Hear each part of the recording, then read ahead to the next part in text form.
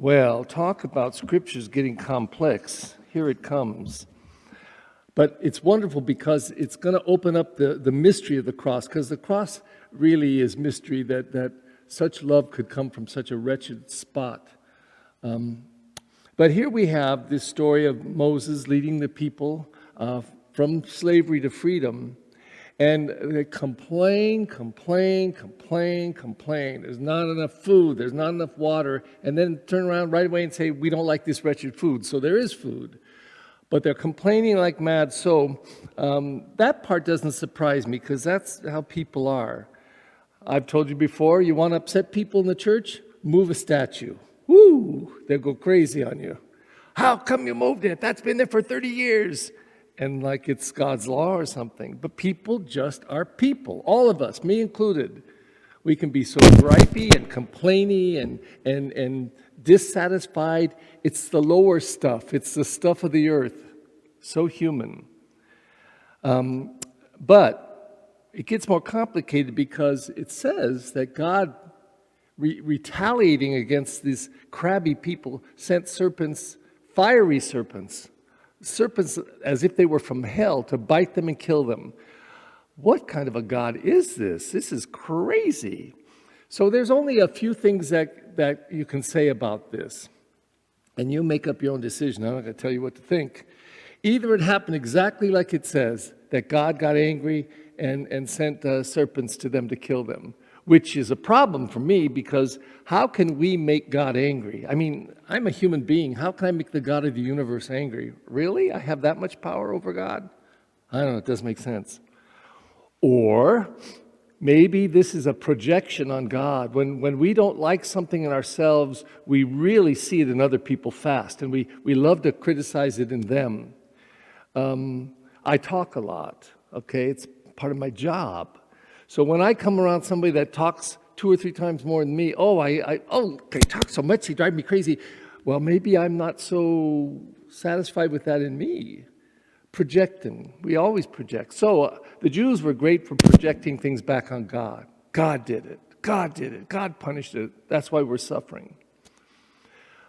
But I think the mature way to look at it is consequences for actions. You complain and gripe and complain and gripe and complain and gripe, and suddenly you're a victim and your life is miserable. Did God do that? Or did we create our own hell? I think we create our own hell plenty of times. But what gets mystical in this story is that, and this is an odd thing, is that God says to Moses, you see these fiery serpents are biting them and killing them, so you make a bronze serpent, stick it on a pole and put it up in the ground, so they have to look up and see the serpent. And if they look up and see the serpent, they will live. What's going on here? Well, of course, at this time in history, people thought the world was flat, and the heavens were above and hell was below. And they were wrong. They didn't understand the geography or the cosmology of the world, the universe. So it's easy for them to have misunderstood. God and the heavens are above, and the angels and all of that. So if we are mired in sin, in the stuff of the world, in our earthiness, and we're gripey, complainy, some point we got to look up, raise our eyes to the heavens so that our spirit can be lifted up and connect again, and maybe that will transform this mess that we are sometimes. We look up to the heavens.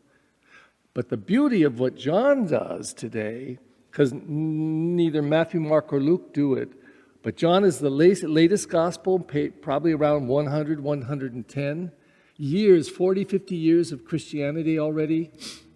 And he refers back to this story of Moses lifting up a bronze serpent to save them from their sinful complaining and their death.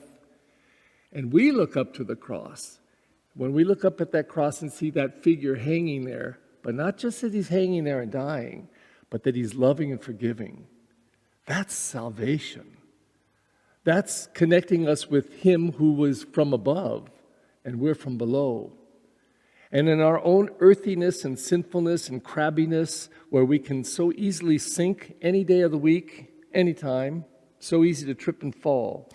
If we just look up at that cross and just look up at that love and just begin to get it. That even hated, you don't have to hate back. You don't have to. That's salvation. That's making the human divine. And this is the gift that is given to us in Holy Week. So we're being prepped. We're getting ready to celebrate it because we got to. If we don't do this, we're going to miss the point. We've got to come to the cross and find its power and its glory and the salvation that it offers to us. And if we do that, and when we do that, we will truly be ready for the gift of Easter. Please stand. Trusting in the Lord's generosity, we now offer our petitions to him.